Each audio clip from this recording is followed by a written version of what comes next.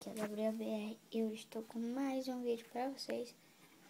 E hoje eu vou apresentar, esse daqui não é vídeo tipo de vida ou game Minecraft, jogando Minecraft não. Esse daqui eu tô apresentando meus bonequinhos de Minecraft.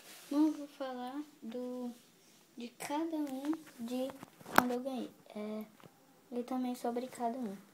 Bom, gente, esse Steve aqui que eu puxei agora, esse daqui é o Steve da série 1. O Steve com picareta de pedra, ele é totalmente articulado e vem um bloco de carvão. Deixa eu colocar ele aqui. E... esse daqui... Esse daqui é o Steve... o que eu puxei agora era o do Steve da série...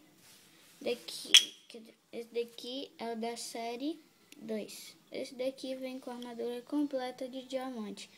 E também ele dá pra tirar o capacete dele. Não dá pra ver todo quadrado. E ele também vem com espadinha de diamante. Umas coisas. E também veio um bloco de diamante como estava embaixo dele. Deixa eu colocar aqui de novo. Tava aqui no meio e é mais difícil colocar. Pronto.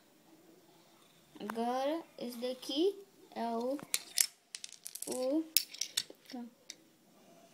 o Creeper. Ele também é totalmente articulado. Esse Steve aqui de armadura também é. Vou mostrar pra ele como ele aqui. Entendeu, gente? Bom, esse daqui ele não vem com nenhuma arma, só se for o bloco de TNT. E também veio uma pólvora. Veio uma pólvora. Nele aqui, a pólvora. Que é pólvora. E bom, gente, o vídeo fica por aqui. E tchau.